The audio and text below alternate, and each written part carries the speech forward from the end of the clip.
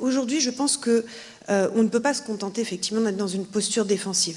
Et dans ce cadre-là, en tant que militant de gauche, en tant que militant de l'émancipation humaine, les luttes féministes aujourd'hui en Europe et dans le monde font partie des seules luttes gagnantes et qui nous permettent de montrer que l'on peut avoir, par une action collective, un impact sur la société et gagner des choses. On l'a évoqué avec la grève du 8 mars en Espagne, on l'a évoqué aussi avec les femmes polonaises. Il y a d'autres exemples aujourd'hui à mobiliser en Europe. C'est le cas par exemple de l'Irlande, où on a réussi par la mobilisation des femmes à abroger l'article 8 de la Constitution, qui était la loi la plus contraignante avec Malte sur le droit à disposer de son corps et à l'avortement. Ça n'est qu'un début, ça n'est pas un aboutissement en soi, mais c'est un début, de même que la question des blouses blanches en Belgique et des luttes qui ont été gagnantes avec l'amendement qui a été voté au Parlement, mais également sur les pensions et les luttes sur les pensions en Belgique. C'est des exemples positifs qui montrent que la lutte collective, elle fonctionne et qu'il y a une nécessité de s'organiser collectivement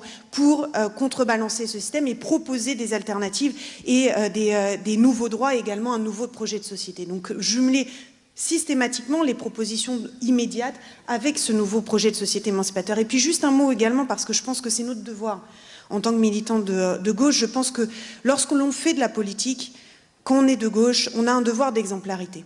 On a été traversé ces dernières années, ces derniers mois, notamment avec le mouvement MeToo et autres, par d'énormes cas qui sont remontés à la surface, qui sont des cas avérés, d'agression, y compris même au sein des organisations politiques, d'agression ou de violence physique ou psychologique, puisque la violence psychologique, c'est le cas avec les publicités sexistes notamment, et on n'a pas évoqué cette dimension-là, ni la question de l'éducation sexuelle, mais elle traverse évidemment nos organisations aussi, de même qu'elle traverse l'ensemble de la société. Face à ça, il nous faut réagir.